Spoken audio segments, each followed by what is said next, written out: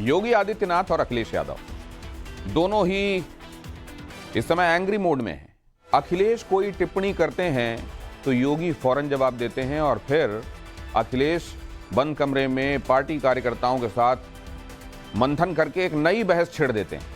पूरे यूपी में इस बात की चर्चा हो रही है कि इन दोनों नेताओं के बीच में इतनी गर्मागर्मी क्यों हो रही है।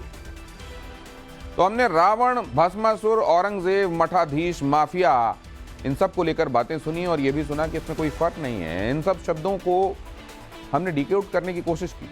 क्यों एक दूसरे पर इन तमाम तरीकों से हमले हो रहे हैं, इसकी वजह क्या है और ये आगे कहां तक जाने वाला है, ये big and bold inside story.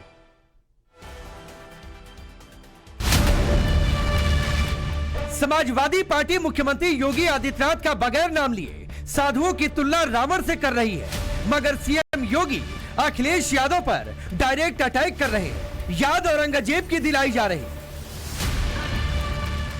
दुर्दांत mafia और अपराधियों के सामने नाक रगड़ते थे और अपने संस्कार के अनुरूप धर्माचार्यों को ये माफिया बोलते हैं। इनकी प्रवृत्ति तो देखो, औरंगजेब की आत्मा सचमुच इनके अंदर घुस चुकी है। औरंगजेब की आत्मा इस कदर घुस चुकी है कि भारत की धर्म और संस्कृति के प्रतीक धर्माचार्यों को ये माफिया कहते हैं और जो संगठित अपराध में लिप्त थे, भूमाफिया, वन माफिया, पशु माफिया या संगठित अपराध में संलिप्त माफिया को के सामने ये लोग घुटना टेक करके नाक रगड़ने का काम करते थे। समाजवादी पार्टी संकेतों के जरिए सीएम योगी को मठाधीश और माफिया के बाद अपराधी बता रही और योगी खुलेआम भस्मासुर की संज्ञा दे रहे।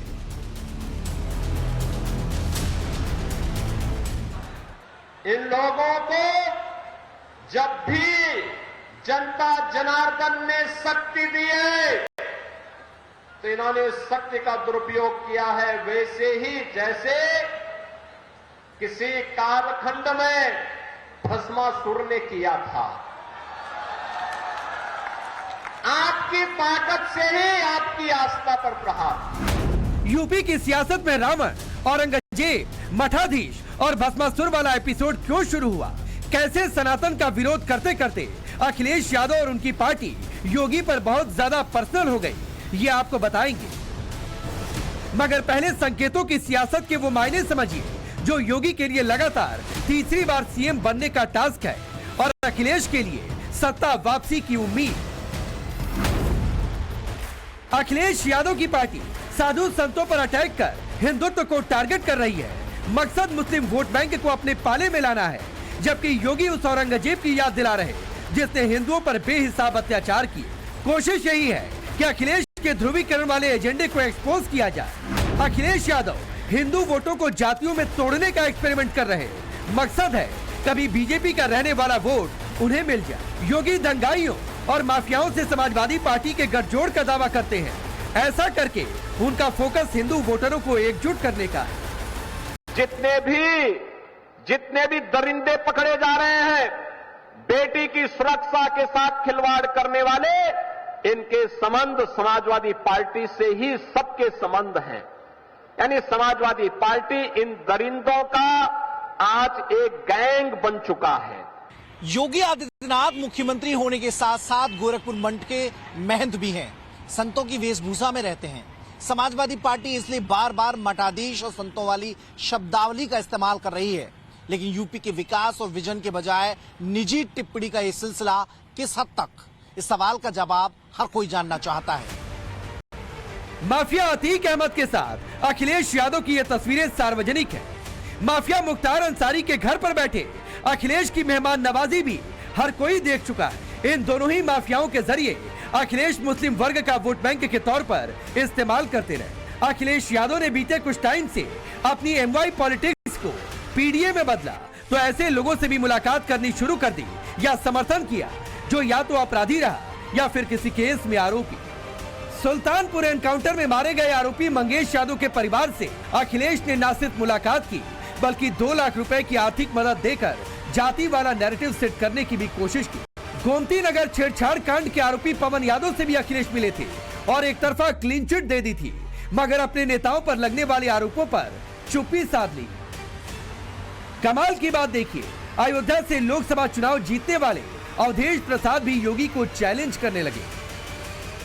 क्या है 100 बार आए, आखिर विधानसभा में नहीं आए थे? बोलो, 4-5 सभा कह रहे कि नहीं? हम जीतेंगे नहीं? लोकसभा में नहीं आवा रहे, हम जीतेंगे नहीं? बोलो। तो इसलिए भैया ऐसा है, उनके आने जाने का कोई मतलब नहीं।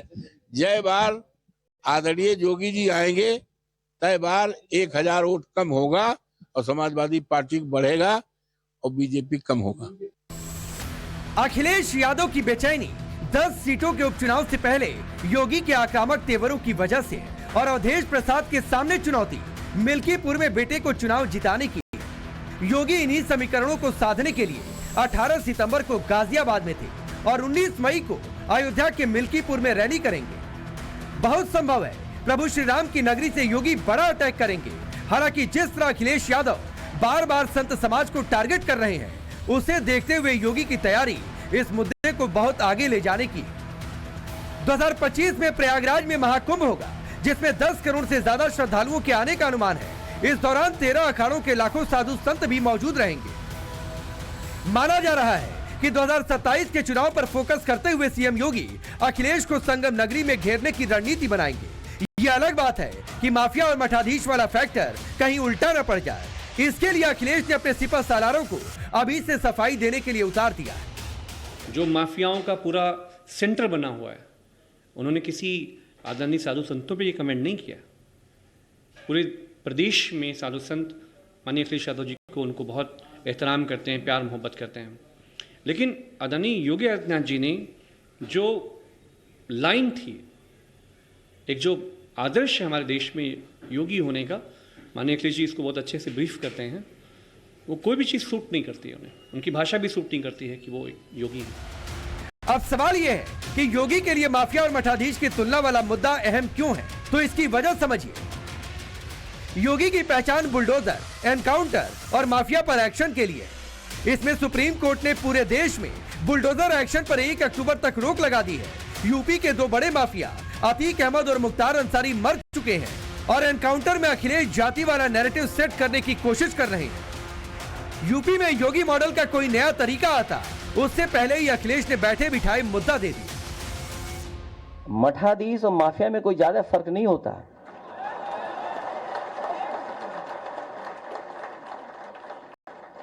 नहीं, अगर आप डिक्शनरी उठा के देख लो भाई डिक्शनरी तो आपको भी उठा के देखनी पड़ेगी। सरकार ने खुद जारी किए हैं, कई अखबारों ने खुद जारी किए हैं वो नाम, वो नंबर्स। तो जो हमारे साथी यहाँ पूछ रहे थे, बताओ उसमें पीडीए परिवार के लोगों के 60 से लेकर 70% लोगों का एनकाउंटर हुआ है कि नहीं हुआ है? कि अंधेर नगरी चौपट राजा, दिन दहाड़े रेप और रात भर गांजा।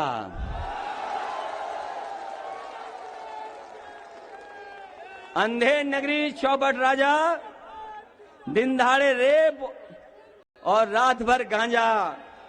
जिसको भी देखना है तो यूपी में आ जा। अखिलेश यादव वर्सेस योगी के इस चैप्टर की शुरुआत योगी के भगवा कपड़ों से हुई थी, लेकिन जैसे ही समाजवादी पार्टी के नेताओं के रेप केस में फंसने का मामला सामने आया, उसके बाद सियासत गर्म हो गई। योगी समाजवादी पार्टी को अपराधियों का संगठन बता रहे हैं, तो अयोध्या के मोहित खान, कन्नौज के नवाब सिंह यादव और मऊ के वीरेंद्र बहादुर पाल के जरिए सपा के कारनामों की लिस्ट गिराते हुए शायराना तंज भी कस रहे हैं। उनके बारे में मुझे एक शायर की बात याद आती है कि नजर नहीं है लेकिन नजारों की बात करते हैं, जमी पे चांद सितारों की बात करते हैं। वो हाथ जोड़ के बस्ती को लूटने वाले भरी सभा में ये सुधारों की बात करते हैं। एक तरफ अखिलेश का नैरेटिव, दूसरी तरफ 2027 को लेकर योगी आदित्यनाथ पूरी तरह से पॉजिटिव। अब कॉन्फिडेंस किसका हाई होगा, इसका अगला रिजल्ट 10 विधानसभा सीटों के उपचुनाव से आएगा, जिसे लेकर अखिलेश और राहुल गांधी के बीच अभी तक तालमेल नहीं बन पाया है। कांग्रेस 50-50 फॉर्मूले पर चुनाव लड़ना चाहती है, यानी 5 सीट पर सपा और 5 पर कांग्रेस। यूपी के 2 लड़कों की ये जोड़ी अकेले लड़ेगी या गठबंधन में रहकर, इसका डिसीजन राहुल और अखिलेश को करना है। ये अलग बात है कि लोकसभा चुनाव से पहले भी समाजवादी पार्टी और कांग्रेस के बीच ऐसी ही स्थिति आई थी, इसीलिए योगी इस पर बहुत ज्यादा नहीं बोल रहे। ब्यूरो रिपोर्ट, टाइम्स नाउ नव भारत।